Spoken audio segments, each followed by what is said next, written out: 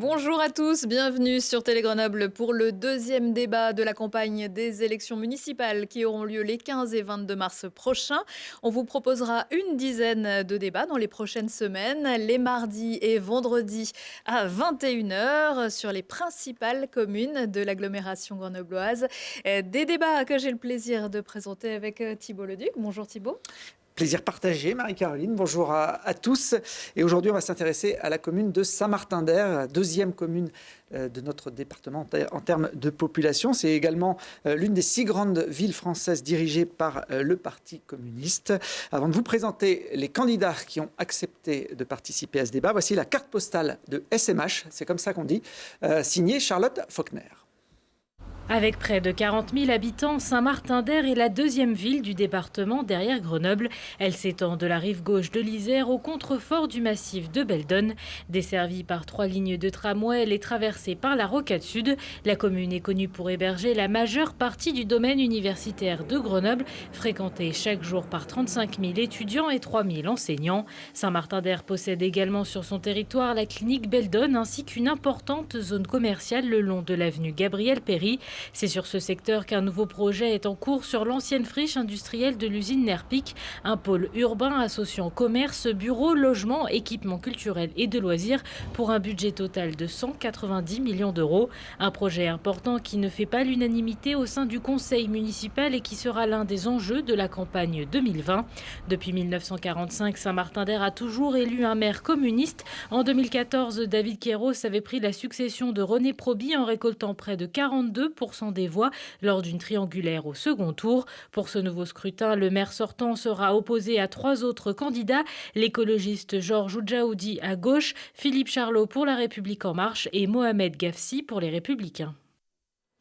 Voilà, et ces candidats, ils sont tous avec nous aujourd'hui et ils vont se présenter et ils corrigeront éventuellement ce qui était dit dans le reportage, parce que j'ai senti qu'il y avait quelques réactions. Avec nous, Philippe Charlot, SMH Demain, c'est le nom de votre liste. Bienvenue, bonjour. Bonjour. Mohamed Gafsi, SMH Ensemble, c'est mieux, bonjour. Bonjour à vous. Vous aurez le temps de vous positionner politiquement dans quelques instants. À côté de vous, Georges Oudjaoudi, Rassemblement Solidaire, bonjour. Bonjour. Bonjour. Et puis David Queyros, maire sortant, SMH En Avant, c'est le nom de votre liste. David, je vous propose, messieurs, un premier tour de table justement pour vous présenter à nos téléspectateurs qui vous connaissent peut-être un petit peu moins que les habitants de Saint-Martin-d'Air. On commence par vous, David Queyros. Bonjour, je suis maire actuellement et donc conseiller départemental. J'ai 44 ans. J'ai pu exercer professionnellement des activités professionnelles liées à la comptabilité, aux ressources humaines, et j'ai pu également professionnellement aussi avoir des fonctions politiques dans une collectivité. Vous êtes élu, je crois, depuis une vingtaine d'années au conseil municipal de Saint-Martin-d'Air et maire depuis 2014, on l'a dit. Philippe Charlot.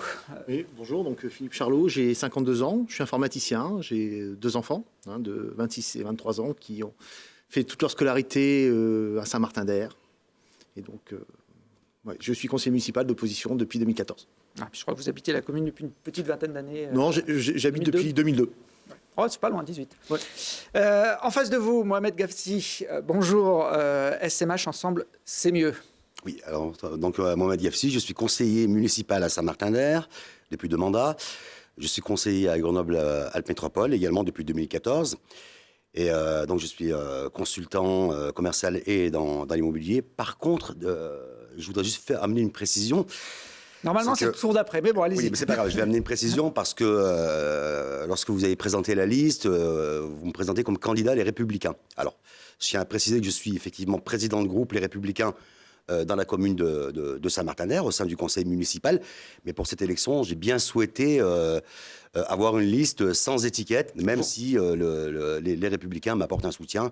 Mais il va de soi que cette liste est bien une liste ouverte à toutes et à tous et qu'elle est bien sans étiquette. Bon, vous avez anticipé sur le deuxième tour de table. Mais... je peux me répéter si vous le souhaitez. Hein, non, mais on a compris.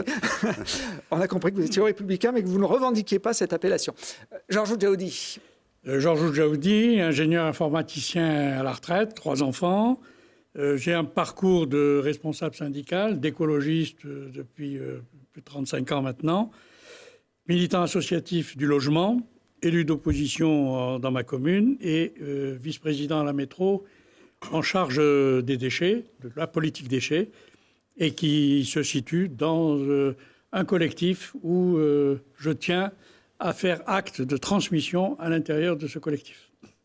Très bien, merci pour cette présentation. Alors justement, puisque on parlait de positionnement politique, on va essayer de comprendre un petit peu mieux où vous vous situez sur l'échiquier politique. Et pour cela, on va déjà regarder un petit tableau. C'était le tableau des résultats du premier tour. Vous n'étiez pas tous présents, mais 4 listes étaient présentes. Celle de David Queiroz, qui avait donc au premier tour la majorité. Celle de Philippe Serre, Mohamed Gafsi, vous étiez déjà là. Et puis Asra Vavsi, c'était pour le MoDem.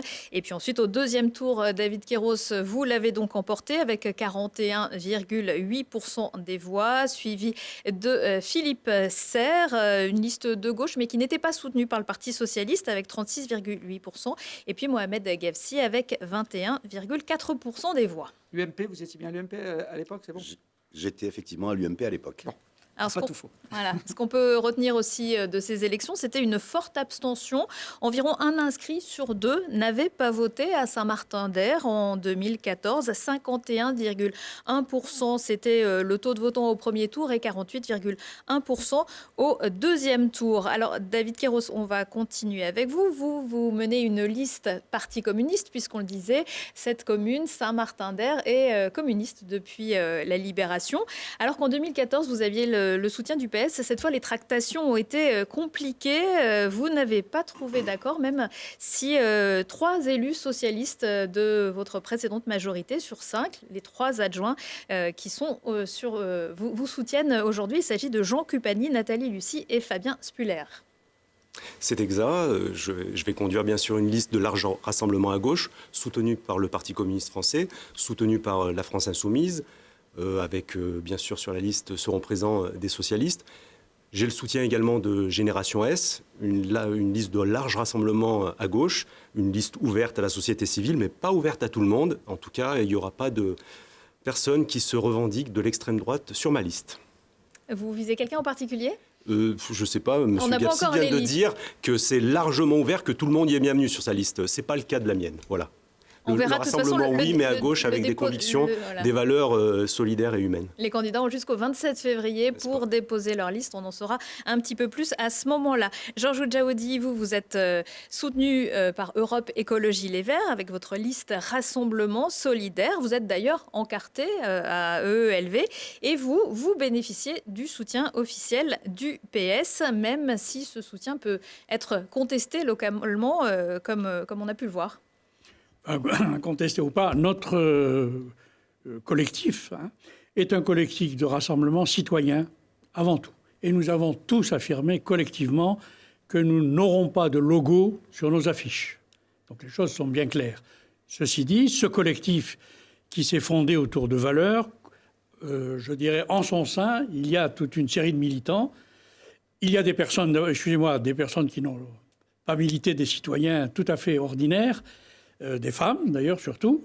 La moitié, c'est obligatoire. Non, mais je parle de gens qui n'ont pas milité. C'est pas un problème de composition là, et qui ont découvert l'élan politique autour de la fondation de ce collectif, pardon. Mais il y a aussi, vous l'avez cité, des gens qui sont adhérents à Europe Écologie Les Verts, des gens qui sont adhérents à la France Insoumise, des gens qui sont adhérents à Solidaires S. Voilà. Et puis l'essentiel pour nous est d'affirmer un certain nombre de valeurs que nous avons résumées sous la forme de personnes accrochées à la citoyenneté, je pense qu'on y reviendra, à l'écologie et au social. Voilà. Et donc c'est, je dirais, ce groupe qui peut-être va bénéficier d'affirmations, je dirais, extérieures de partis politiques qui nous soutiendront ou pas, mais pour nous, l'objectif, c'est de présenter une liste citoyenne.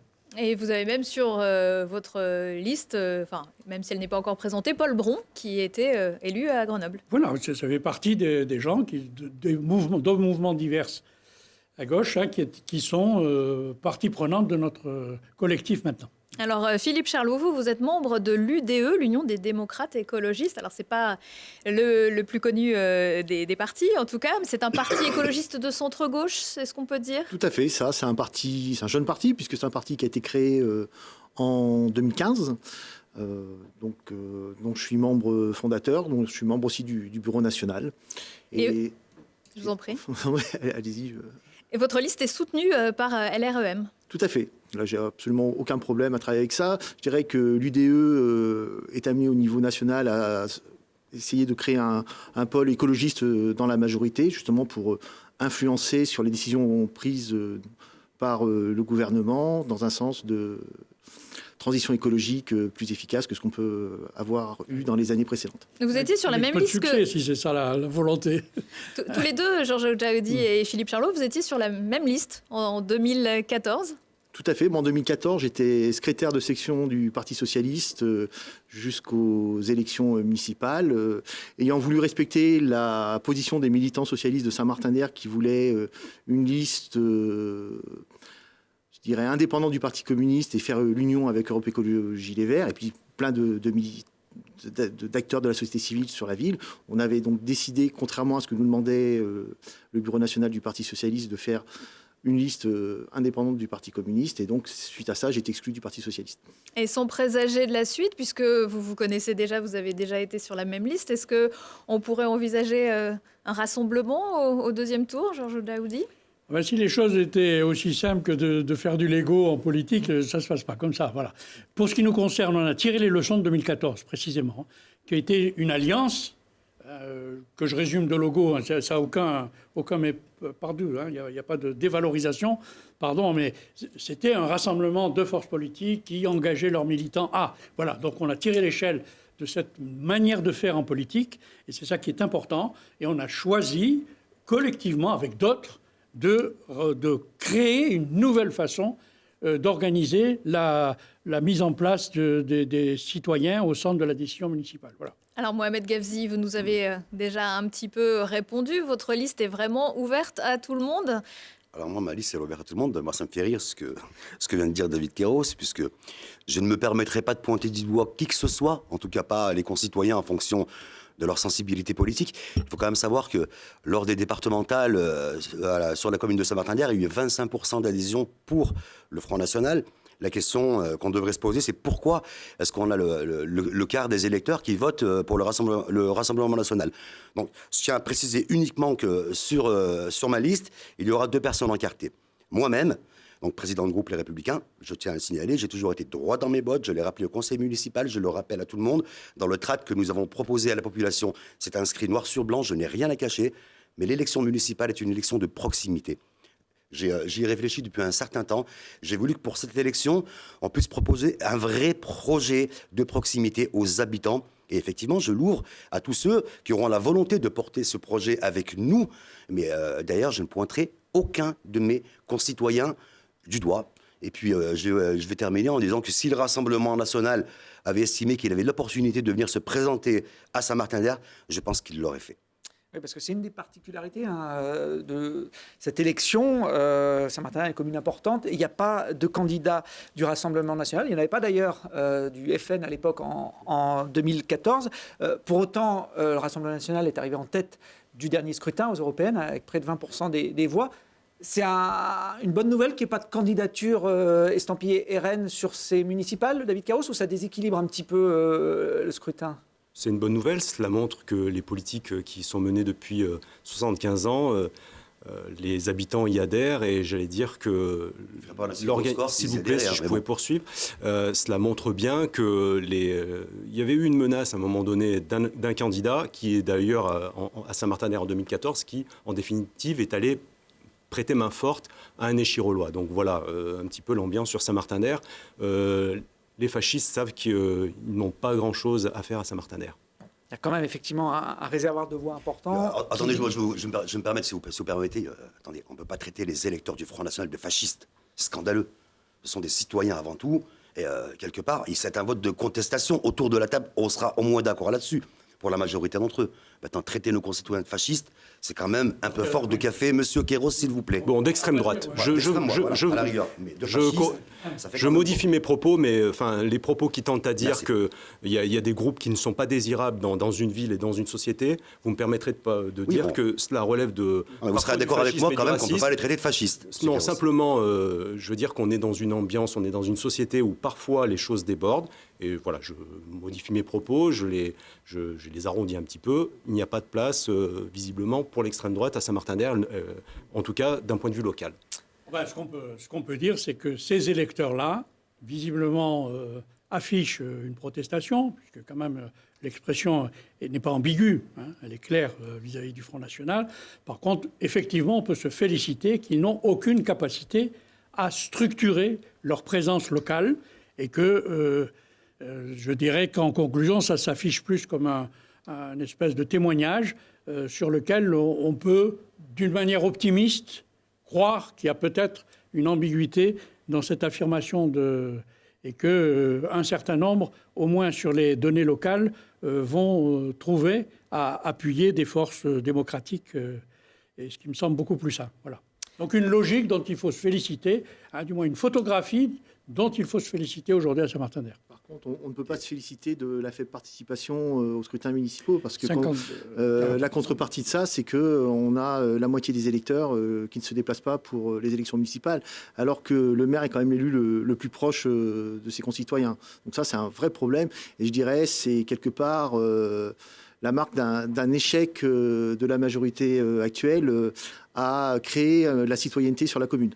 Voilà, c'est pour nous. Je pense que ce n'est pas uniquement un rejet. Moi, je pense que c'est également un rejet de la population. On ne va pas se voiler la face. Vous le regardez à tous les scrutins, on sent que quelque part, il y a des concitoyens qui se disent droite, gauche, ce que vous voulez, vous êtes tous les mêmes. Et puis on le voit avec le climat également des Gilets jaunes, on voit cette contestation qui monte. On a cru à un moment même qu'à l'échelle nationale, on allait voir M. Macron sauveur. Et là, une fois de plus... La conclusion pour nous, c'est de remarquer que cet état de décrédibilisation de la vie publique, quand on en est à 51%, nécessite, et c'est le chemin qu'on a pris, hein, et on invite tout le monde à faire pareil, de prendre une autre façon d'aborder la politique et de rassembler les gens. Surtout, il faut aussi rappeler qu'on est le premier maillon de proximité auprès du citoyen. Et c'est à nous de redonner cette envie, de redonner de l'espoir, de faire en sorte qu'il puisse désormais se déplacer en se disant... Si je vote, c'est que quelque part, nous avons des candidats qui peuvent faire changer les choses et qu'il y a effectivement cette volonté de pouvoir le faire. Alors, parmi les enjeux importants de la campagne, et là, vous n'allez pas me contredire, c'était évoqué dans la petite carte postale, c'est le projet NERPIC, du nom d'une friche industrielle au centre de la commune, qui hébergeait l'usine NERPIC il y a quelques années. Marie-Caroline, tu peux nous résumer un petit peu ce dossier qui est un peu au long cours? Oui, en long cours, puisque depuis les années 90, il est question de réaménager les 5 hectares de ces anciennes usines NERPIC entre les avenues Gabriel Péri et Ambroise Croizat. Mais c'est au début des années 2000 que le projet d'espace commercial et de loisirs s'est précisé. On parlait même d'une ouverture prévue au deuxième semestre 2011. C'était sans compter sur toute une série de recours administratifs. Depuis mi-décembre 2019, le promoteur privé Apsis est propriétaire des lieux et envisage un pôle de vie, de loisirs, de commerce sur le modèle de ce qu'il a pu faire au centre Muse à Metz. Le projet de 24 000 mètres carrés à Saint-Martin-d'Air prévoit 89 boutiques, 20 restaurants, 9 moyennes surfaces, 3 lieux de loisirs, dont un cinéma de 12 salles. Côté intégration dans le paysage, les bâtiments qui n'excéderont pas 2 étages devront accueillir panneaux solaires et murs végétalisés et s'ordonner autour d'une large rue piétonne. Côté stationnement, 850 places de parking et 640 places pour les vélos. Montant de l'investissement, 230 millions d'euros, dont 180 millions du promoteur. Les travaux viennent de débuter. La date d'ouverture, maintes fois repoussée, est désormais calée sur 2022. 2022, David Queiroz, on peut y croire à cette date désormais? On pourra faire de la grande roue, comme on vient de le voir sur ces images d'illustration, d'ici 2 ans? On est sur de l'illustration. La question, c'est de pouvoir animer effectivement un projet. En revanche, pour être plus sérieux, l'ouverture en 2022, je dirais que ça paraît réaliste dans la mesure où les travaux sont commencés. Alors, on le disait aussi que ce n'est pas un dossier qui fait l'unanimité, loin s'en faut, au sein de la commune et du conseil municipal notamment. Georges Djaoudi, vous êtes l'un des plus farouches, peut-être le plus farouche opposant au projet. Farouche, je clame depuis 2006. que nous souhaitons un projet d'une autre facture. Le premier, nous l'avons démonté dans sa facture, la manière de sa constructibilité et son bilan écologique, et le promoteur lui-même l'a rayé en disant que c'était une ineptie. Nous sommes passés à un second projet sur lequel, au fil des années, d'ailleurs, il y a eu réduction de toute une série de possibilités qui auraient été offertes, notamment en matière de réduction des surfaces et puis d'amélioration de la qualité, de la perméabilité, etc. Tout ça a reculé. Nous sommes aujourd'hui avec un projet sur lequel nous continuons à clamer qu'aujourd'hui, il n'est pas admissible que Saint-Martin-d'Air dispose d'un centre-ville qui soit un centre commercial privé. Toute la surface est privée. Voilà quelqu'un qui va agencer et hypnotiser les Martinérois pour consommer et agencer les loisirs de la population. C'est un scandale.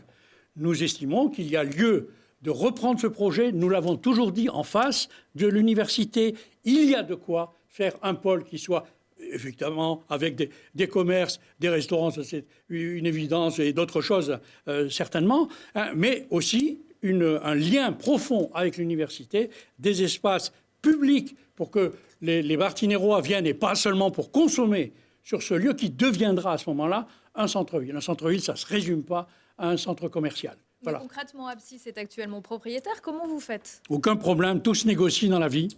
Je ne crois pas que le promoteur veut que le dispositif qu'il a acquis, je le rappelle, dont le chiffrage a été fait en 2005, je crois, ou 6 en tous les cas, 6 c'est sûr, tout est négociable. Vous seriez prêt à acheter les terrains si vous êtes élu maire et repartir sur un autre projet? Bien sûr, je suis prêt à engager un projet avec la métropole, de toute évidence, pour en faire un lieu qui soit effectivement attractif, mais qui reste et qui demeure, propose un centre-ville à Saint-Martin-d'Air. Philippe Charlot, est-ce que vous êtes également opposé à ce projet sous la forme actuelle? Alors, sous la forme actuelle, oui. Je dirais, ce projet, c'est l'exemple de comment il ne faut pas conduire un projet au XXIe siècle. C'est un projet qui, pour moi, est un projet du XXe siècle. C'est un projet qui a été décidé entre le promoteur et la majorité, sans que les habitants réellement aient eu le droit d'intervenir sur ce projet. Il n'y a pas eu de concertation. On se retrouve en plus avec un projet entièrement privé. C'est le dernier grand espace sur la commune pour faire un vrai centre-ville, hein, chose que les communistes n'ont pas réussi à faire en 75 ans de mandat. Hein. À chaque fois qu'ils ont essayé de faire des tentatives, ils ont échoué. Et on se retrouve donc avec, je dirais, c'est peut-être une première en France, un centre-ville 100% privé, dans une ville qui se dit de gauche. Moi, je tombe des nues quand j'entends ça. Alors, qu'est-ce que vous proposez? Alors, effectivement, il va falloir négocier avec le promoteur, puisque Apsis a acquis les terrains. Mais on ne peut pas laisser le projet en l'état. On a besoin d'une envergure moins forte. On ne peut pas ne pas avoir une place du domaine universitaire sur cet espace. C'est l'endroit où on peut enfin faire la liaison entre le domaine universitaire et la ville. On a Gabriel Péry, qui est une véritable coupure, une saignée dans Saint-Martin-d'Air entre le domaine universitaire et les habitants. Il faut la casser, cette coupure. Et cet espace d'Airpic, c'est réellement le lieu où on aurait pu le faire. Moi, j'ai un exemple que je pourrais vous donner sur les aménagements qu'on pourrait faire. Les halles Airpic, donc quelque part, un vestige du patrimoine ouvrier de cette commune. Ben, il faut en faire à l'intérieur, pas sur l'intégralité, mais au moins une partie, une maison de la transition écologique pour que quelque part, la ville ouvrière du XXe siècle, qu'était Saint-Martin-d'Air, devienne la ville pionnière de la transition écologique qu'elle doit être au XXIe siècle. Mohamed Gafsi, votre position sur ce dossier qui est déjà bien avancé, on l'a vu. Il reste aux années Pompidou. Les années Pompidou, je crois que... moi je suis quelqu'un qui vit à son époque, je suis un homme du XXIe siècle. Je suis désolé d'entendre ce que je viens d'entendre parce que ça... Écoutez, je vais vous dire, la politique c'est sérieux. On ne peut pas tromper les habitants, on ne peut pas dire tout et n'importe quoi. Voilà. La vérité, c'est que lors du dernier mandat, je me suis opposé très fortement au premier projet. Ce premier projet, il y a eu des recours. Ils ont tous été levés. Pardon. Je me suis opposé parce que j'ai toujours dit que sur la commune de Saint-Martin-d'Air, il fallait du loisir. On n'a pas de loisir à Saint-Martin-d'Air. Les habitants, lorsqu'ils veulent sortir, pratiquer un loisir, ils doivent quitter la ville, ils doivent aller à Chirol, ils doivent aller à Grenoble. C'est un peu plus compliqué, je vous le concède aujourd'hui pour Grenoble, mais ils doivent sortir de la commune. Deuxième problématique, c'était que le mode de fonctionnement des Français il fallait s'en rendre compte, c'est aussi anticiper, faire de la politique, était complètement en train de changer. Et qu'il fallait qu'on adapte cette structure, ou une autre structure d'ailleurs qu'on aurait pu établir en commun, en fonction des demandes des habitants. Ça n'a pas été fait. Au mode de consommation du 21e siècle, voire du milieu du 21e siècle. Et c'est là où je ne rejoins pas Georges qui parle de Pompidou en disant que c'est un projet rétrograde, et je vais lui expliquer pourquoi. Ensuite, c'est un projet qui a été très mal mené dès le départ par David Queiroz et sa majorité, pour la bonne et simple raison, c'est que nous n'avons pas été consultés, et il nous met au pied du mur aujourd'hui en nous disant il y a un deuxième permis de construire qui a été déposé, qui est plus vertueux, qui aura une grande part de loisirs, qui va correspondre mieux aux attentes des habitants. Et je ne vous dis pas aujourd'hui de choisir si NERPIC va se faire ou pas. Et je tiens à le dire, moi, aux habitants. NERPIC va se faire. Le président Bancé, président d'Absis, l'a dit, l'a répété, il l'a martelé. Laisse-moi terminer. Il l'a martelé dans les médias. Et finalement, il a payé le foncier. Et ils ont démarré les travaux. Je me suis rendu sur place. On est en période aujourd'hui de désamiantage des sols, des toitures. Donc le projet a démarré. De quel permis? Et je ne peux pas. De quel permis de construire? Pour l'instant, je vais terminer, Georges, si vous permettez. Celui que t'as condamné, je vais terminer. La problématique qui se pose aujourd'hui, pour nous, on va dire, élus responsables, élus objectifs, la problématique qui se pose, c'est de se dire, maintenant qu'on est au pied du mur, qu'est-ce qui est le mieux pour nos concitoyens, vu que le projet va se faire? Soit un projet, effectivement, ou de l'ère Pompidou, et là, Georges Jaoudi a raison, soit un deuxième projet, il y aura du coworking, ça sera un pôle de vie, je tiens à le répéter, et je le martellerai, qui ne sera pas un centre-ville, parce qu'un centre-ville, il doit être fait avec les habitants, pour les habitants, avec l'attente des habitants, et ça doit se faire en concertation. Ça n'est pas un centre-ville. NERPIC sera...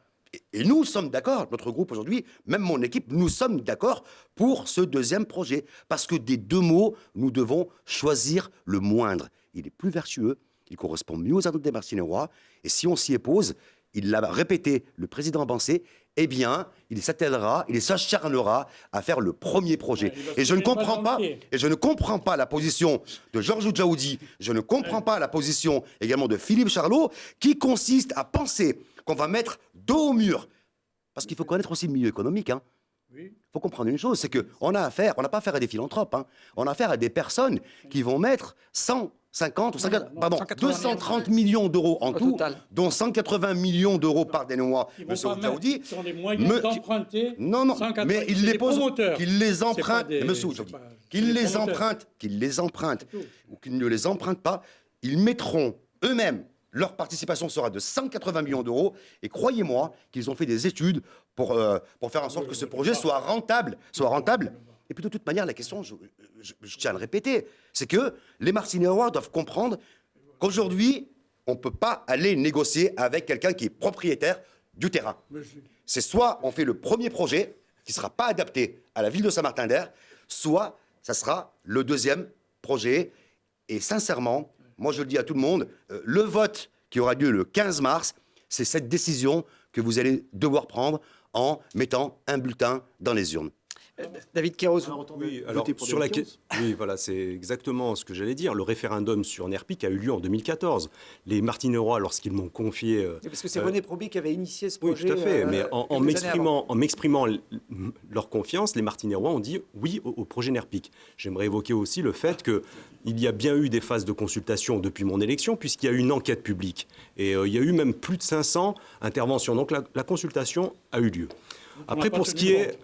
Là où je crois que le propos le plus irresponsable, c'est de laisser penser que tout est négociable, et notamment en politique. Ça, c'est vraiment choquant. Non, c'est pas en politique, c'est en économie. En économie et en politique. Tout est négociable. Non, mais c'est choquant. C'est choquant. Tout est négociable. Il n'y a rien de choquant, parce que c'est la vérité. Si je pouvais poursuivre, je ne m'énerve pas, tout va bien se passer entre nous. Sur la question du commerce... Là aussi, parler de volonté consumériste, c'est vraiment hors de propos. Les citoyennes et citoyens martiniérois, puisque c'est cela dont il s'agit, sont des femmes et des hommes libres. Ils sont libres de faire ce qu'ils veulent, d'aller à NERPIC s'ils le souhaitent et d'aller ailleurs. Rien n'a pas vu d'ailleurs dans les publicités faites par le promoteur. Ça suffit. Vraiment. J'en ai pas vu. Mais très bien, mais on est au moment de la communication. La réalité, c'est que les Martinérois veulent de ce projet et il n'y a qu'à voir la façon dont il est conçu architecturalement. Et vous avez, on est obligé d'adhérer à un projet comme celui-ci. Et de mon point de vue, il n'est pas orienté vers le passé, mais vers l'avenir. Et en quoi il est orienté vers l'avenir ? Parce que la question, c'est de savoir si on veut créer des structures de proximité ou si on veut favoriser les ventes par correspondance, par le numérique notamment. Et vous me permettrez d'avoir cette conviction. Je suis convaincu que c'est en amenant de la qualité dans les structures que l'on va permettre de conserver un tissu économique local. Je poursuis. Les emplois seront bien des emplois locaux, d'une part, et d'autre part, sur la question. Je vais venir maintenant sur la question du privé et du public. Tout autour de Nerpic, il y a des espaces publics. On parle de 4,5 hectares. Non loin de là, il y a un parc urbain, le parc Jo-Blanchon, à 2 arrêts de tram, n'est-ce pas? Je sais que ça vous déplaît ce que je dis, non, j'ai simplement dit, dites-moi comment on y va à pied.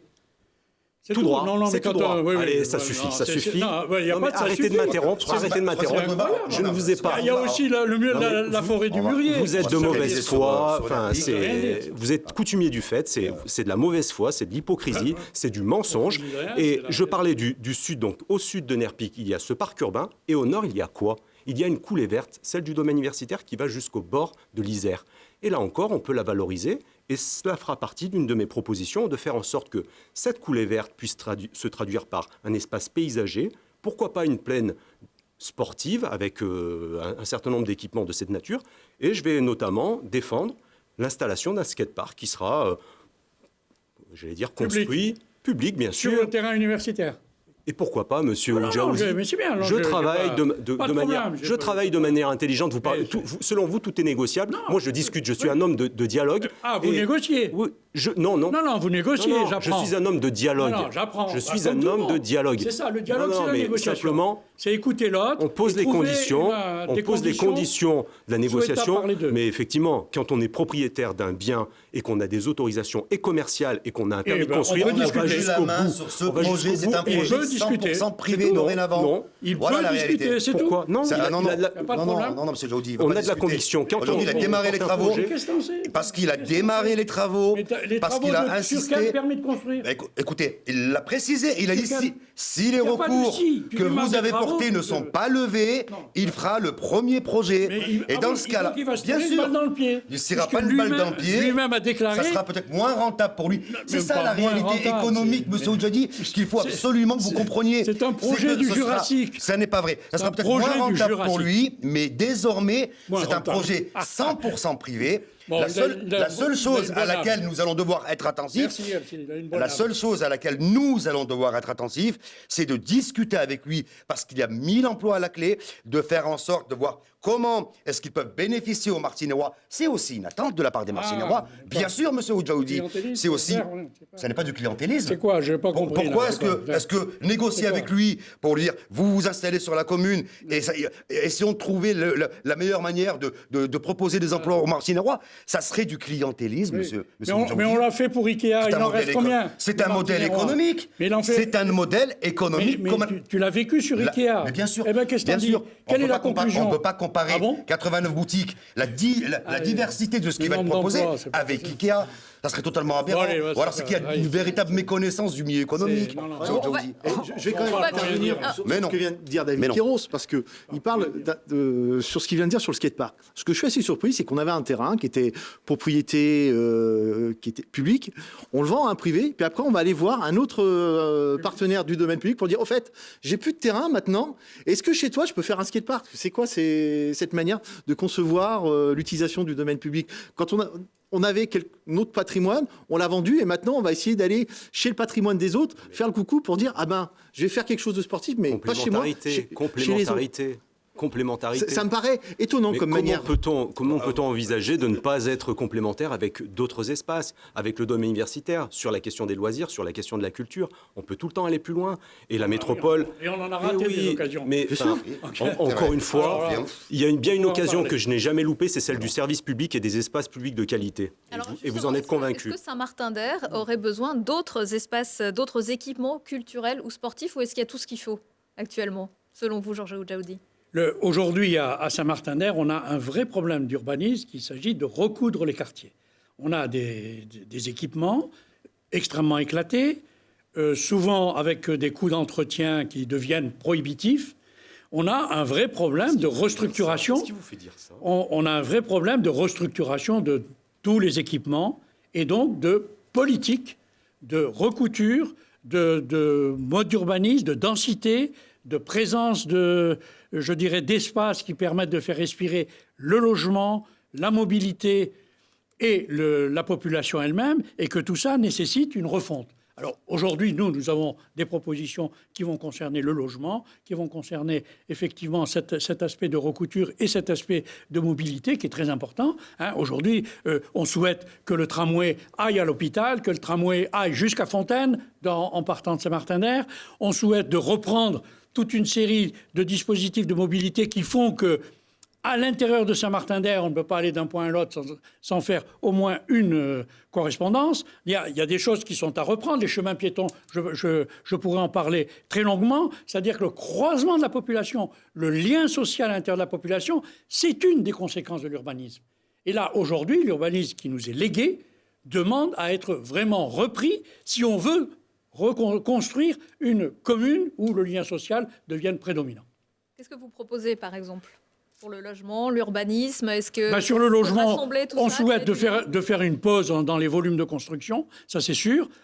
On souhaite disposer d'une densité inférieure dans justement le déploiement des logements. On souhaite moins de minéralisation. On souhaite de planter des arbres. On proposera de planter 500 arbres sur l'espace public et on envisage d'en planter 300 en coopérant avec les privés. Voilà, c'est aérer, amener un dispositif constructif qui soit plus respirant, c'est développer des circulations en marguerite pour éviter un certain nombre d'axes de transit qui coupent la commune en trois morceaux là, sur ces trois grands axes, etc. Je veux dire, là, bon, chaque disposition demanderait beaucoup plus de commentaires que je peux le faire ici, mais c'est pour bien indiquer que c'est bien la structure et l'implication des habitants que l'on souhaite. Mohamed Gafsi, arrêter la construction de logements sur Saint-Martin-d'Air, ça vous paraît une bonne direction ? Arrêter la bétonisation, arrêter la densification. Moi, je ne suis pas pour le fait qu'on ne puisse pas construire, mais il faut bien construire. Moi, j'ai une phrase que j'ai marquée dans mon tract, c'est qu'il faut qu'on arrête tous ces grands ensembles. Il faut qu'on arrête de vivre les uns sur les autres et qu'on se mette vraiment à vivre les uns aux côtés des autres. Voilà ce à quoi je tends. Voilà. Il faut le faire de manière responsable. On en parlera peut-être un peu plus tard concernant le terrain des Alloves, avec ce qu'il y a d'inscrit, la possibilité de faire 800 logements.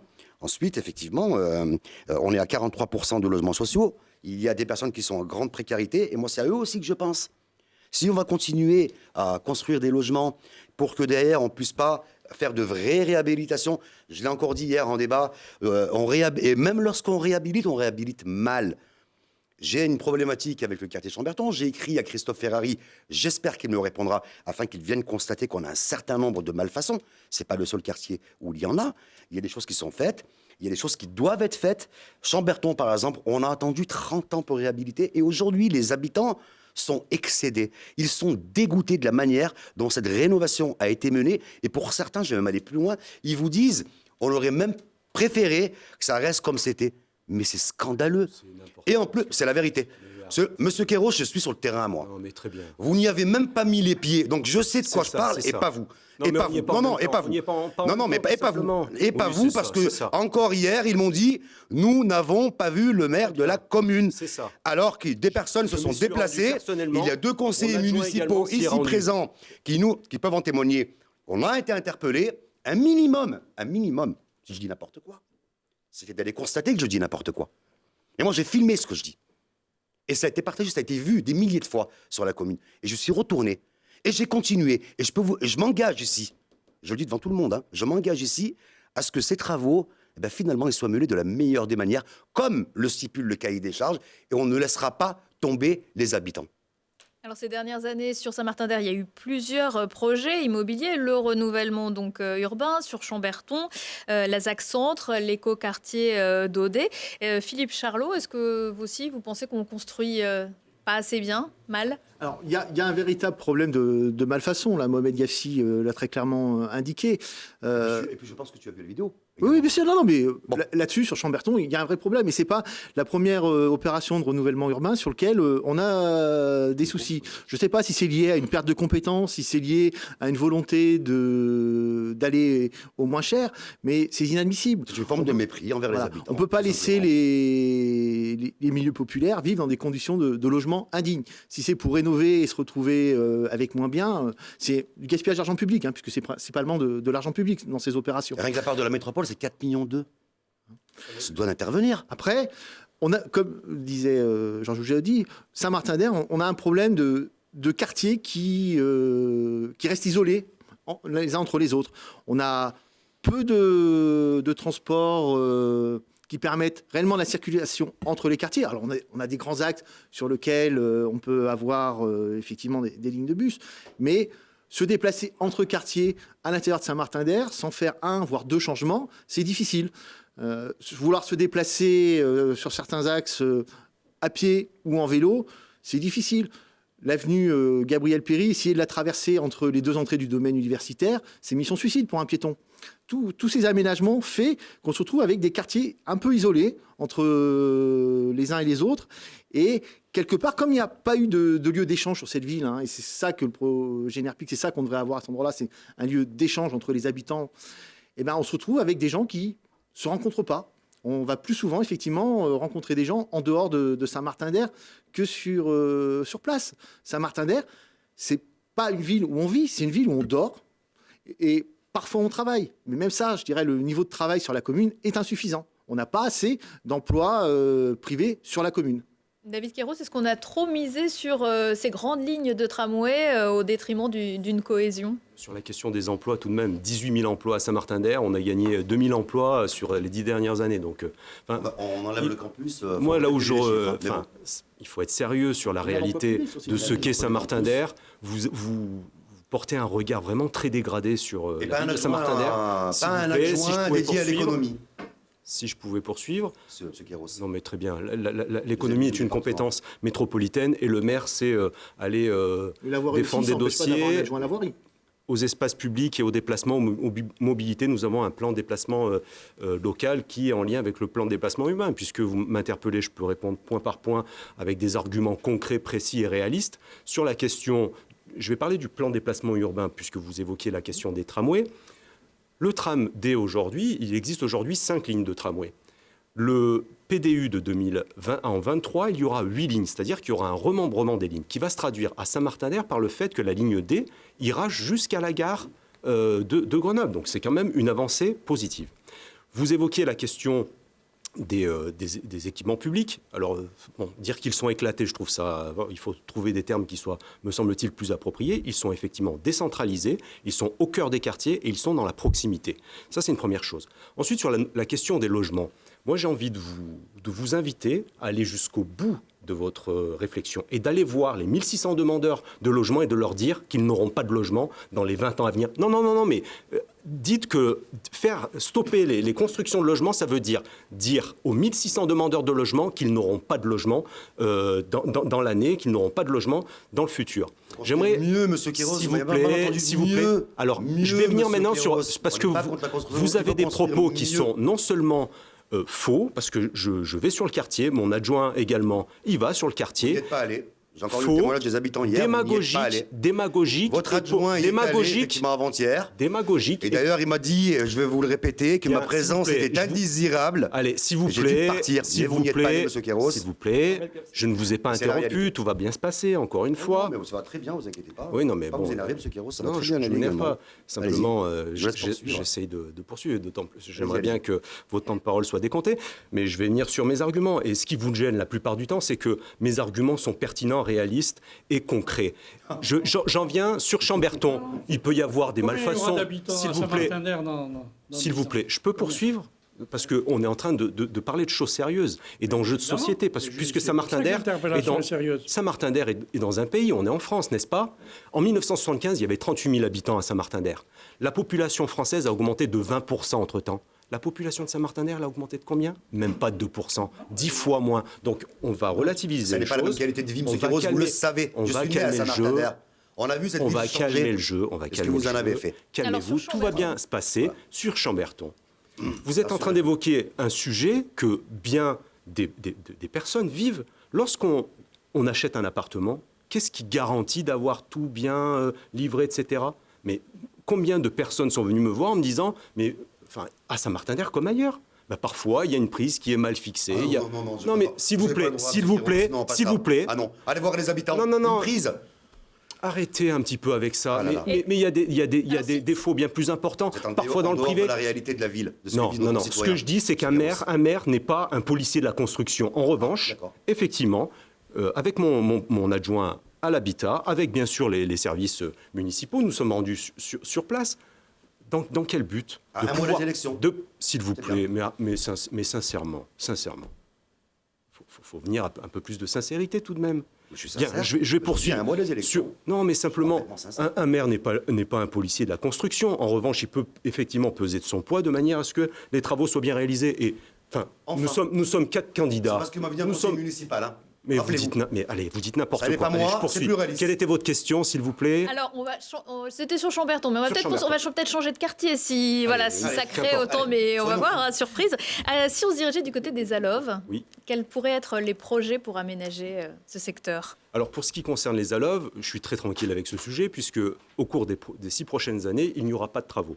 Donc le prochain mandat sera le temps de la réflexion sur un écoquartier.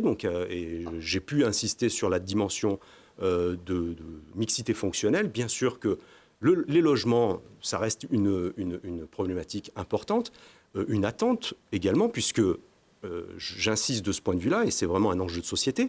Les logements de demain des enfants d'aujourd'hui n'existent pas. Donc si on ne les construit pas, non seulement les enfants d'aujourd'hui ne pourront pas avoir accès d'une part au logement, ou ils pourront y avoir accès à des prix très importants, et notamment, on voit bien les loyers, et dans des territoires comme les nôtres, avec un domaine universitaire, parfois, la note, les prix de l'immobilier sont supérieurs à la moyenne. Donc ne pas construire, ça veut dire renoncer au logement et renoncer au logement abordable. Donc la mixité pourra être opérée, mixité fonctionnelle, des logements, des activités, et des services.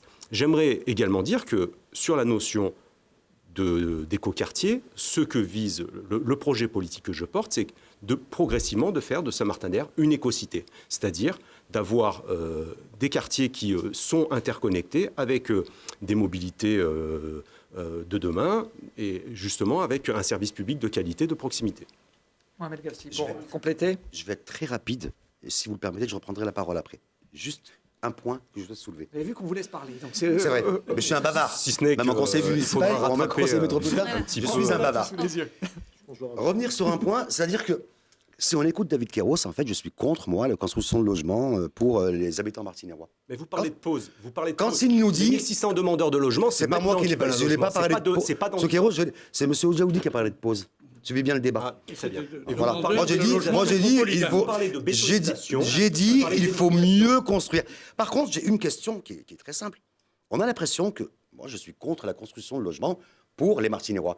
Qu'est-ce qu'on dit Mais vous le dites et vous l'écrivez. Vous le dites et vous l'écrivez. Qu'est-ce qu'on dit aux Arrêtez le 1600? populisme, arrêtez Qu'est-ce le qu'on dit? populisme Mais et la quel démagogie. populisme, M. Kéros, Mais c'est parce pas que vous êtes populisme. Mais démagogue. arrêtez, M. Kéros. Mais parce que vous êtes sur ce M. terrain-là. Kéros, on va se Vous êtes sur calmer. ce terrain-là. M. Kéros, on va se calmer. Je suis très serein. Mais Non, on vous va se savez calmer. très Je bien que vais vous exprimer mon ces- sentiment. ces attitudes Et vous allez voir, ne sont vous pas allez comprendre. satisfaisantes.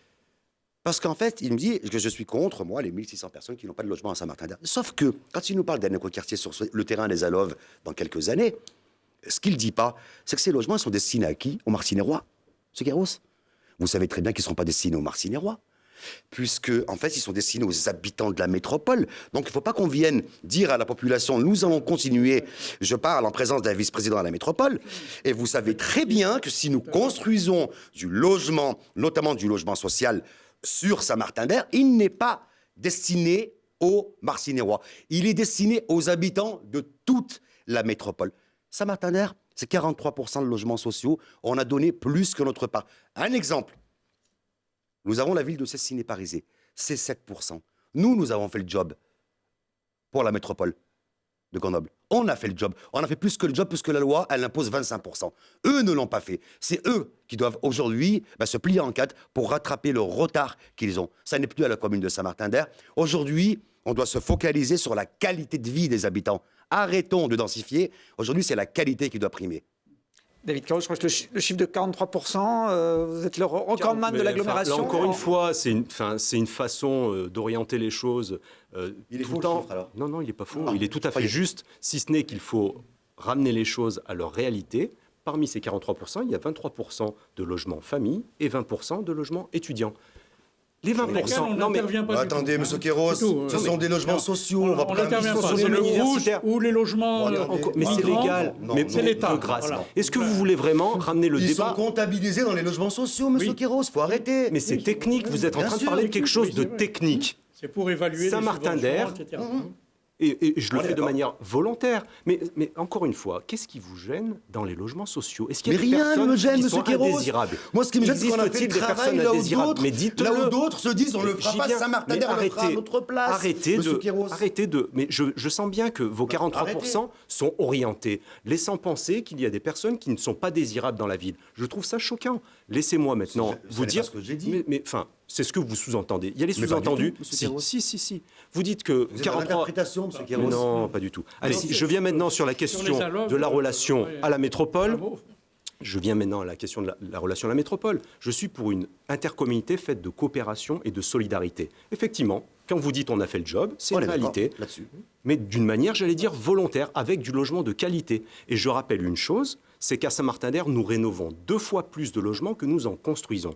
Autrement dit, le travail qui a été fait sur les copropriétés, ce que je vais porter dans mon programme, nous avons rénové 3000 logements dans les copropriétés. Je propose que, à partir de 2020, nous rénovions. C'est la métropole, monsieur Kéros. N'oubliez pas que vous avez affaire à des élus métropolitains. Bon, on va encore voter mardi. Et alors, le Malfanja, très bien. monsieur Kéros. Mais- Donc nous, à un moment... J'insiste non, mais- pour dire, premièrement, Simplement, la vous rénovation. la métropole, Non, mais je voudrais bien que Non, mais vous ne votre m'interrompez. dialogue s'arrête. Allez. Voilà, votre dialogue de tous les C'est deux, vrai. je souhaiterais qu'il s'arrête parce que. Allez, mais alors ça c'est risque pas pas. possible. Ça ne ouais. risque pas. Je ne vous Bon. interromps pas, monsieur Ouais, Oudjou. non, mais Laissez-moi terminer. je souhaiterais Mais qu'on encore ait une fois, place pour intervenir. Ce qui vous Voilà. dérange, quand vous m'interpellez, quand vous Non. m'interrompez, c'est que Non. je dis des choses pertinentes. Non, La c'est pas métropole, vrai. c'est qui C'est pas La vrai. métropole, c'est Sur qui la réhabilitation, La je métropole, regrette. c'est La, qui la Saint-Martin-d'Air a raté. Oui, c'est nous. Oui. Saint-Martin-d'Air a raté complètement Arrêtez, l'appui en matière de réhabilitation. On aurait pu, sur les 424 logements, mettre 40 000 euros, hein, en disposant que de la moitié du prix de vente de ces logements. On a raté. On aurait pu faire beaucoup. Maintenant, nous mettons 1 000 euros par logement. Donc, dans le nous, il faut dire concrètement, oui, nous participons à la rénovation. Alors, je suis d'autant plus à l'aise que la réhabilitation, pour nous, c'est le pilier central dans la politique de la ville, hein, en matière de transition écologique. La construction, oui, mais une construction qui doit nécessairement s'aérer, mais la réhabilitation, construire la ville sur la ville, c'est le premier des objectifs. Je sais que ça vous dérange. Il nécessite un effort particulier des collectivités. Je ne parle pas de... Globalement, c'est une priorité que nous devons avoir pour qu'on se... Et pour ce qui concerne les ALOV, c'est une petite parenthèse quand même, nous souhaitons que sur les 3 terrains qui existent encore, les ALOV, Guichard et Rival, on ait une partie en réserve foncière, qu'on conserve une réserve agricole, excusez-moi, qu'on conserve une réserve agricole pour permettre de s'inscrire dans un élément essentiel aussi de la transition écologique, c'est-à-dire que les villes doivent aussi nourrir les villes. Voilà. Et qu'il faut qu'il y ait aussi... Ça figure d'ailleurs dans mon programme, c'est bien. Donc oui. Vous avez des points de retard. Allez. C'est déjà bien. Non, mais ce qui dérange monsieur Plus il y Oudjou, aura c'est que d'écologique, les mieux ça sera. rénovations, c'est moi qui les Là-dessus, on est incarne. Bon, bref. Non, mais la et puis, rénovation, c'est pas qui allez, les incarne. je poursuis juste sur un dernier argument sur la question du cadre de vie.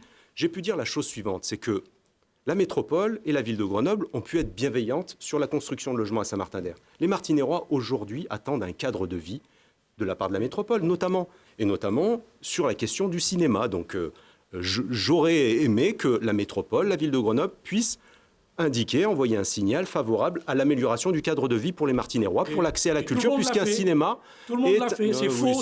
C'est faux. Vous êtes tout contre, le monde a souhaité... Mais quel menteur vous êtes! Tout le monde souhaite qu'il y ait 6 à 8 salles de cinéma. C'est vous qui faites la propagande de l'UGC. Prendre le haut-parleur de l'UGC.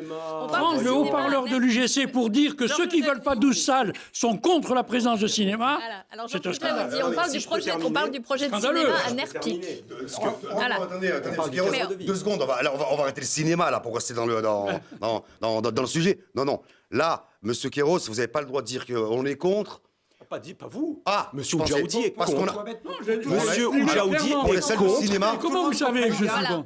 J'ai exprimé publiquement la position. Attendez, je me suis exprimé publiquement. Je me suis exprimé publiquement et je maintiens ma position. C'est tout. Voilà. C'est incroyable ça. Tant que ça débat de façon... Alors, juste pour expliquer ce que c'est cette affaire de cinéma, vous connaissez le dossier, peut-être que nos téléspectateurs pas complètement. Il y a un projet de cinéma chez Nerpic à 12 salles de l'UGC, mais ce projet a été retoqué par la DRAC, la Direction régionale des affaires culturelles, la semaine dernière. Et cette semaine, la commission départementale d'aménagement cinématographique a également mis son veto. En tout cas, il faudra peut-être faire un recours. C'est une question de salles. Alors, il y a 12 salles. L'UGC dit ne pas pouvoir faire de 6 à 8 salles. Est-ce que ça peut... ça, c'est un équipement de loisirs. Je veux dire, quel maire peut s'opposer à ce qu'un opérateur privé vienne construire un équipement culturel dans sa ville? C'est invraisemblable. Et cet opérateur, effectivement, il a un schéma économique, il doit le respecter. Il nous propose 12 salles. Mais moi, je suis tenté de dire, mais qu'il le fasse. Enfin, les Martinérois... Vous êtes pour la libre concurrence. C'est le marché qui doit réguler. Mais c'est choquant ce que vous dites. Si, c'est le marché qui doit réguler. Il vient vous proposer 12 salles. Alors, faisons 12 salles. C'est le marché qui décide. Mais c'est le marché qui décide. Non, ce sont les Martinérois qui décident. Les Martinérois sont libres d'aller où ils veulent. Les Martinérois sont libres d'aller où ils veulent. Ça n'a rien à voir avec les Martinérois. L'UGC, c'est un groupe qui défend ses intérêts. Mais alors pourquoi? Alors ça veut dire que vous êtes un pro-pâté, c'est ça? C'est ce que je ne suis pas ni pâté ni rien. Je dis qu'en point de vue, quand on fait une observation et qu'on regarde le nombre de salles qui sont disponibles, le nombre de fauteuils disponibles, l'équilibre nécessaire dans la métro, il y a eu des études objectives qui ont dit 6 à 8 salles, c'est compatible. On ne tue pas les autres et on fait du plus. Et d'autre part, vous savez que je souhaite que dans ces salles, mon ciné soit intégré. Parce qu'un mon ciné a une seule salle. Un protocole. Le protocole n'a rien à voir avec l'intégration d'un mon ciné à au moins 2 salles. Bon, aujourd'hui, c'est ce dispositif qui équilibrerait dans la métro l'offre cinématographique et qui serait un plus pour tout le monde. Et quand on vient dire, on offre un plus pour tout le monde avec ce type d'installation, on entend des gens qui défendent uniquement la voix de l'UGC qui dit « Ah non, moi si j'ai pas 12, 14 salles, c'est ça. » D'abord, au début, c'était 16 salles, etc. Donc, alors je sais pas fonctionner. C'est pas vrai. C'est pas vrai. Il y a plein d'autres offreurs sur lesquels on pourrait éventuellement leur demander de On va pas y arriver. Est-ce qu'on peut recentrer le débat? Je voudrais compris que vous étiez favorable à un cinéma, mais plus petit. Mohamed? Je voudrais dire un mot là-dessus. On va se calmer un petit peu. On va le faire sereinement. Ce qui s'est passé, c'est effectivement UGC a souhaité s'installer à Saint-Martin-d'Air, à côté de Nerpic. À Saint-Martin-d'Air, à proximité de Nerpic. Bon. Alors, UGC, comme vous le comprendrez, quand on est un chef d'entreprise, quand on est quelqu'un qui va investir des millions, ils ont un équilibre économique. Ils ont estimé que leur équilibre économique, Georges, s'il te plaît, laisse-moi terminer, ils ont estimé que l'équilibre économique qu'ils avaient, c'était 12 salles. D'accord? Finalement, comme ça devait passer à la métropole, ça devait être voté par le bureau métropolitain, ils sont descendus à 10 salles. Le problème qu'il y a eu, et c'est là où je n'ai d'ailleurs pas compris, c'est qu'il y a eu un vote à bulletin secret. Donc on voit bien qu'il y a eu quelque part, et je pèse mes mots, j'y mets des guillemets, il y a eu une manigance de la part de l'exécutif, puisqu'il y a eu un vote à bulletin secret qui a été fait. Attendez, Monsieur Oudjaoudi, quand on est dans un exécutif et qu'il y a, je vous entends à chaque fois défendre le pacte de majorité, je ne vois pas pourquoi il y aurait un vote à bulletin secret. L'exécutif, il fait ses règles. Non, mais à la rigueur, ça n'est même pas le problème. Ça a été refusé. 10 salles. Il y a eu un recours. Donc UGC revient sur sa décision et dit, effectivement, vous n'avez pas voulu 10 salles. Eh bien, nous, aujourd'hui, on va demander 12 salles. Donc la DRAC a refusé. On voit que le CDAC a opposé son veto. Aujourd'hui, il y reste un recours qui est la CNAC. Nous verrons ce qu'il en est. Maintenant, je vais vous donner mon sentiment. Eh bien, moi, je vais vous dire, effectivement, c'est une attente de la part des Martiniérois. Parce qu'il faut aussi savoir écouter ses concitoyens qui vous disent, ce n'est pas un nombre de salles, c'est d'avoir une offre, c'est d'avoir une offre, une offre de cinéma, oui. Une offre cinématographique de qualité, d'accord ? Une offre cinématographique du 21e siècle avec des écrans modernes, un son moderne, etc. Et cette offre-là, aujourd'hui, UGC la propose. Oui, mais il y en a ils d'autres. vous disent, Tu défends UGC. Je ne défends pas UGC. Ils vous disent, on doit aller à Grenoble. C'est compliqué, déjà, pour se garer, pour rester, pour payer, etc. On doit aller à Échirol. Pourquoi Échirol et pourquoi pas nous ? Donc aujourd'hui, on a cette offre-là. Maintenant, si Georges Djaoudi a une offre, effectivement, avec moins de salles, parce qu'il a des contacts avec le monde de l'entreprise, etc., eh bien moi, je serai le premier à l'écouter.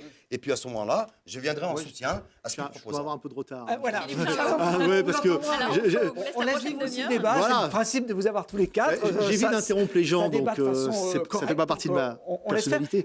On a compris que vous êtes tous d'accord sur le fait qu'il y a besoin d'une offre cinéma directement sur la commune de Saint-Martin-d'Air. J'ai l'impression qu'elle est un peu surdimensionnée et en plus, j'ai l'impression qu'elle est plus adaptée aux usages du quotidien. On reste sur des modèles de cinéma dans lesquels, pendant très longtemps, le public qui allait au cinéma était plutôt un public jeune. C'est de moins en moins le cas. Depuis 2 ans, c'est les plus de 45 ans qui vont majoritairement au cinéma. Les jeunes basculent sur des offres en ligne simplement parce qu'il y a un coût économique d'une place de cinéma qui est quand même inabordable pour beaucoup de gens. C'est pas qu'ils n'aiment pas le cinéma, c'est qu'à 14 € la place, ou même à 10, 12 € quand on a des tarifs étudiants, ça devient difficile d'aller régulièrement au cinéma. C'est pour ça qu'il se... Il y avoir une négociation là-dessus et proposer une offre, une modernisation de l'offre. La moitié du chiffre d'affaires, c'est les bonbons et les... Voilà. Et quelque part, c'est vrai, on se retrouve à... comme Et la liberté dans tout ça. les films à la télé qui étaient devenus... Je peux parler un peu parce que je pense que j'ai interrompu personne depuis le début de ce débat. J'aimerais bien un peu m'exprimer. Donc, ce que je disais, l'offre me semble pas forcément adaptée sur le long terme. Sur le court terme, c'est une offre intéressante pour UGC. Peut-être un moyen aussi de tuer la concurrence, parce que faut que ce soit clair. Un duopole, c'est pas de la concurrence. Il faut au moins 3 opérateurs si vous voulez avoir réellement une concurrence sur une agglomération. Il n'y en a qu'un aujourd'hui sur les... Il n'y en a qu'un. On est d'accord, il n'y a pas de concurrence, mais à 2, il n'y en aura pas plus. Donc, ce qu'on a besoin, c'est réellement d'une offre adaptée. Je pense effectivement que 12 salles, ça me paraît un peu grand et pas forcément adapté aux usages qu'ont les gens du cinéma sur les 5 à 10 ans. Quand on met un multiplex de cette taille-là sur un projet de cette dimension-là, on doit réfléchir à 15, 20 ans. Et je ne suis pas sûr que ce soit l'orientation qu'on a sur ce projet. On va clore là le chapitre cinéma. Il y a un dernier sujet qu'on voulait aborder qui concerne aussi la qualité de vie, le cadre de vie, c'est la sécurité publique. Saint-Martin-d'Air fait partie des quartiers de reconquête républicaine. C'est des zones qui ont été choisis par le gouvernement pour renforcer la présence policière. Un dispositif qui a pour but de lutter contre la délinquance et les trafics de stupéfiants, notamment en déployant des moyens policiers supplémentaires. David Kéros, quels sont les quartiers qui ont été ciblés ? Est-ce qu'il y a des premiers effets de ce dispositif qui est récent, qui date de l'an dernier ? Alors c'est la raison pour laquelle il y a un quartier reconquête républicaine, une police de sécurité du quotidien, c'est la présence sur la ville d'un quartier dit quartier politique de la ville, donc à savoir Chamberton-Redaudy-la-Plaine. En revanche, la police de sécurité du quotidien intervient bien sûr prioritairement sur ce quartier, mais sur toute la ville. C'est vraiment, je tiens à insister là-dessus. Donc il y a environ 10 effectifs qui travaillent spécifiquement sur Saint-Martin-d'Air, dont un équipage mobile dans un véhicule constitué de 3 personnes pour l'heure. Donc progressivement, ces 3 personnes seront accompagnées par d'autres effectifs. Philippe Charlot, il y a un problème d'insécurité, selon vous, un sentiment d'insécurité Le sentiment d'insécurité, il est clair, il suffit de discuter avec les habitants. Je pense qu'on connaît tous ici des gens qui se sont fait agresser dans leur quartier. Moi, je connais beaucoup de personnes âgées qui disent, moi, quand la nuit tombe, je ne sors plus, même s'il est 17h parce que c'est l'hiver. On a un problème. Il y a eu des moyens supplémentaires donnés par le gouvernement à la police nationale, hein, et ça je m'en félicite.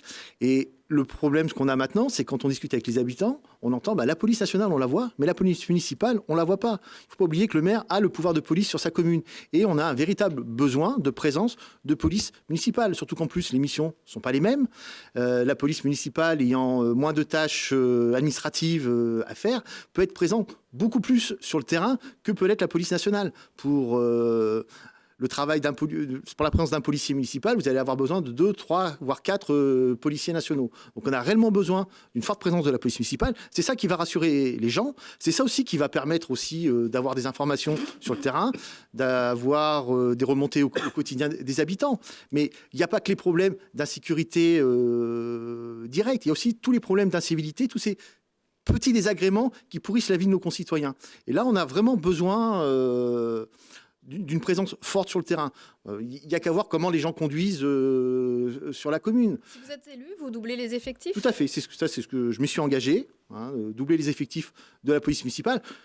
C'est pas abordable. C'est à peu près arrivé aux effectifs qu'on peut avoir à Échirolles, et c'est être dans la moyenne nationale. On est actuellement en sous-nombre par rapport au nombre d'habitants et par rapport quelque part à l'insécurité sur notre commune, sur le nombre de policiers municipaux. Est-ce que vous proposeriez aussi de la vidéosurveillance, plus de vidéosurveillance ? La vidéosurveillance, il y a un début qui a été fait là-dessus. C'est un changement de doctrine. Mais c'est vraiment un embryon. Mais oui, on en a besoin, la vidéoprotection. Georges Jaoudi... C'est un outil, je dirais aussi, de rappropriation du territoire par la population. Parce qu'on sait que c'est comme ça que les habitants vont pouvoir retrouver leur calme sur des espaces publics. Alors, Georges Jaoudi, les écologistes ne sont pas favorables au développement de la vidéoprotection. C'est le cas à Grenoble. Est-ce que c'est aussi votre sentiment ? Pour nous, il suffit de la mettre à sa juste place. D'accord ? Donc, elle peut aider effectivement aux forces de police à compléter des enquêtes, c'est sûr. Mais premièrement, on souhaite qu'il y ait un comité d'éthique qui accompagne l'utilisation de cet outil, voilà. Et puis, d'une manière générale, sur la sécurité, nous raisonnons tranquillité publique. Nous sommes des vertueux du chemin éducation, prévention, sanction, et que dans ce chemin-là, on souhaite raisonner non pas en termes de policiers municipaux, mais de l'effectif de l'ensemble de ceux qui sont en situation d'intervenir sur ce problème de la tranquillité publique.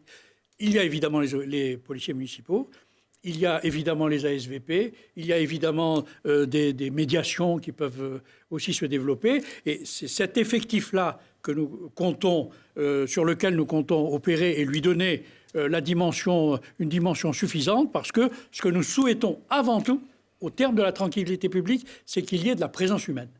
Donc cette présence humaine, il faudra la développer. Je pense, j'invente rien. Je crois que tout le monde est un peu dans cette dimension. Il s'agit pas mais on pense que là, c'est une urgence. C'est important dans Saint-Martin-d'Hers. Nous estimons que, y compris, il y a de la drogue, c'est évident, mais que, en dehors de cette photographie qui relève de la police nationale, et en ce moment, paraît-il qu'elle a des succès sur son mode de stratégie qu'elle a adopté. Bon, c'est une chose. Mais en termes de la commune, ce qu'il faut, c'est prendre la photographie. C'est que si des jeunes sont amenés à concourir ou être phagocytés par ces dispositifs autour de la drogue, eh bien, les vrais éléments, c'est des familles précarisées, des échecs scolaires, etc. Et que nous, on estime que dans notre schéma, les moyens que l'on doit mettre en place doivent s'attaquer à cet élément qui est vraiment du domaine de la commune. Pour reprendre, pour enrayer cet aspect d'échec scolaire et tout. On parlait de la liaison avec l'université tout à l'heure. Vous avez cité un chiffre de 36 000 étudiants. Imaginez que 0,1% viennent donner un coup de main en matière de retard scolaire à Saint-Martin-d'Hers. Vous voyez l'effort qui pourrait être fait. Et la commune à être médiateur, de prendre là où sont les ressources possibles pour combler des lacunes. On a quelques lacunes quand même. Et ces lacunes, il faut arriver à les combler en demandant le secours citoyen. 0,1%, ça fait juste 36 étudiants. C'est peut-être un peu juste quand même pour la population. Vous pouvez monter à 1%. Oui, non, mais même 36, vous imaginez pas aujourd'hui le travail que ça pourrait faire. Très court, Mohamed Gafsi, est-ce que vous avez de l'avance Bah non, si on veut être à peu près équitable. Alors là-dessus, je vais vous dire, je vais être très court. C'est un sujet qui est sensible. Je suis beaucoup sur le terrain. Et puis, oui, comme pour tous les Martiniérois, bien évidemment. Non, qui n'est pas que Martiniérois. Non, problématique. Ça n'est pas ce que je dis à Saint-Martin-d'Air. Ça n'est pas ce que j'ai donné. Pas forcément plus prononcé à Saint-Martin-d'Air. J'ai donné un chiffre hier lorsque nous étions en débat tous les quatre à France Bleu Isère. Je vais le redire. Il y a plus de 20 000 actes, meurtres et délits sur la commune de Saint-Martin-d'Air par an. Donc quand je dis meurtre et délit, on dit meurtre, cambriolage, incivilité, grillage de feu, etc. Mais on reçoit bien. Parce que hier, j'ai entendu les gens hurler dans la salle 20 000 meurtres et 40 000 habitants. En 2 ans, on est tous morts. Non. Voilà. Tout acte, monsieur Kéros, confondu. Voilà. Donc, c'est le double de ce qu'il y a à l'échelle départementale et à l'échelle nationale. Donc, on se rend bien compte qu'on a une vraie problématique. Hein. Là, par contre, où je veux faire la part des choses, contrairement à ce qu'a fait Georges Djaoudi, c'est que là, on est pour traiter l'insécurité. La prévention, c'est un autre chapitre sur lequel on se doit d'être vigilant afin d'éviter que nos jeunes, plus tard, deviennent des délinquants ou bien des trafiquants de drogue. Parce qu'on va arrêter de se voiler la face. C'est un fléau à Saint-Martin-d'Air, mais pas qu'à Saint-Martin-d'Air. J'écoutais le débat l'autre jour, justement, à Échirolles. À Échirolles, il y a 20 points identifiés. On n'est pas loin, à Saint-Martin-d'Air. Donc, c'est un fléau auquel nous allons devoir nous attaquer. Il va falloir arrêter de faire comme on le fait au conseil municipal, à murer des garages parce qu'il y a des trafics de stupéfiants. Ça n'est pas la solution, parce que comme je l'ai dit au conseil municipal, c'est eux qui ont gagné. Quel message on envoie si on leur dit il y a des habitants qui ont acheté des garages. Comme on ne peut pas lutter contre les trafics de stupéfiants, on rachète les garages aux propriétaires et on mure les garages souterrains. Ça n'est pas la solution. La solution, c'est de prendre le problème à bas le corps. Et une des solutions, effectivement, c'est de doubler l'effectif des policiers municipaux sur le terrain. Il faut qu'on se rapproche de 25 à 26 policiers sur le terrain. Les policiers municipaux, il faut qu'ils soient formés, il faut qu'ils soient armés pour leur propre sécurité, mais également parce que c'est dissuasif envers un délinquant ou bien quelqu'un qui voudrait s'attaquer à eux. Ensuite, on va déployer de manière efficace aussi la vidéoprotection et non pas la vidéosurveillance au sein de la commune. Nous verrons de quelle manière nous le ferons avec les services de l'État, parce qu'on ne fait pas n'importe quoi au regard des atteintes des libertés de nos concitoyens.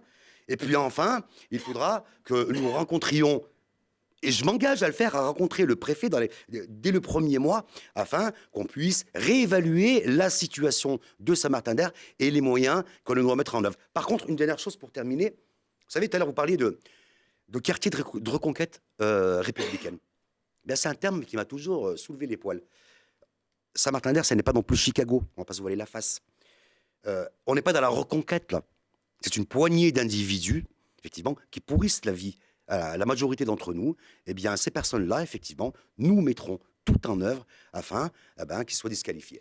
Très bien. Bon, c'est pas moi qui ai employé ce terme, hein, c'est le terme officiel du gouvernement. On arrive à la fin de ce débat. On vous a beaucoup laissé parler, mais j'ai trouvé que c'était plutôt intéressant d'avoir les points de vue qui se confrontaient. Vous avez respecté également les uns et les autres. Mais bon, un débat des municipales, ça se doit d'être un petit peu vif, forcément, surtout quand il y a des sujets comme ça.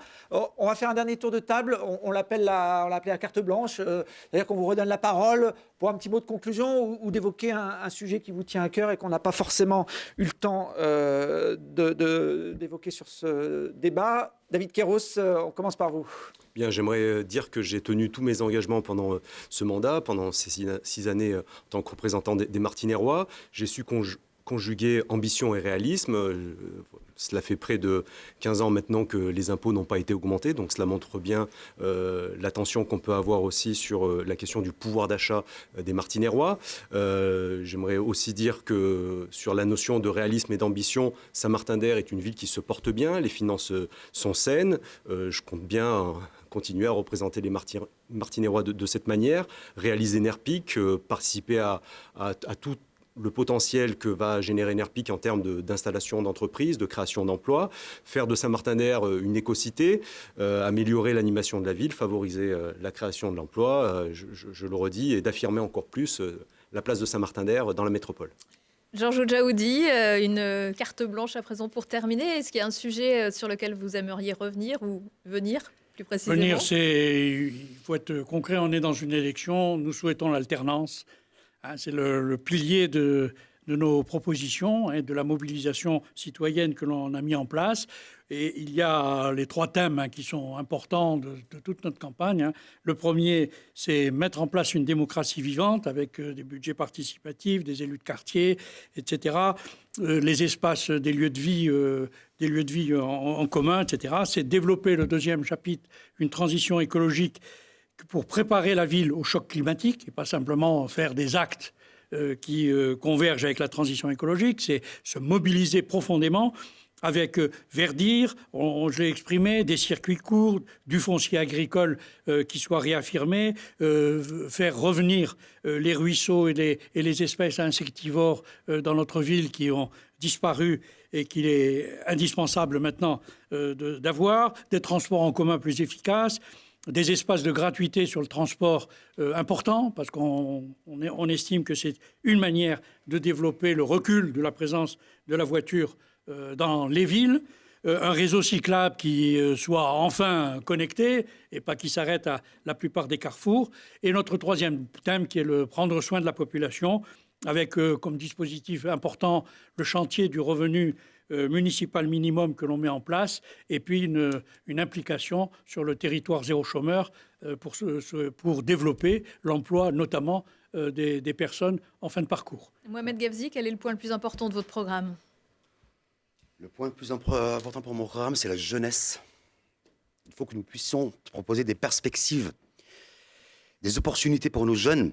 Parce que si vous faites le tour des quartiers, vous faites le tour de la ville, on sent bien que les jeunes, d'une, ne votent plus, ils ne votent pas, pour ceux qui sont moins jeunes, et qu'ils estiment qu'il n'y a pas d'opportunité d'avenir pour eux.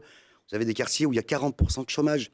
Vous avez des quartiers où les jeunes vous disent « j'ai même pas envie de faire des études, parce que finalement, même si j'en fais, je sors d'un quartier, je n'aurai aucune opportunité. » Et c'est ça aussi l'ambition que nous devons avoir, nous élus, qu'on soit maire ou élu sur la commune, c'est d'aller leur dire on est là, on peut trouver des solutions, on va mener une politique ambitieuse, notamment envers le milieu économique. On doit tout mettre en place également pour que les entreprises qui sont chez nous, elles restent chez nous. Ça passe par la fiscalité également. On doit faire en sorte pour que celles qui souhaitent venir investir chez nous, elles trouvent des cadres, notamment dans les zones économiques, dans les zones d'activité qui permettent effectivement qu'elles puissent s'installer en toute tranquillité. On en revient encore à la sécurité, qu'elles ne soient pas cambriolées, mais également qu'il y ait une harmonie. Et puis, au niveau de la transition écologique, bien sûr qu'on doit avoir ce débat. Bien sûr que cette planète que nous mettons en danger chaque jour, nous l'empruntons à nos enfants et à un moment donné, on va devoir la leur rendre. Et j'espère qu'on va pouvoir la leur rendre dans les meilleures conditions.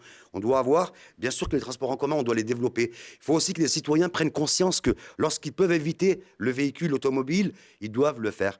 On doit également avoir une réflexion demain sur l'énergie du futur. Je vois que même à l'échelle nationale, on se focalise uniquement sur l'énergie électrique. Sauf que nous savons très bien que ce n'est pas l'énergie du futur.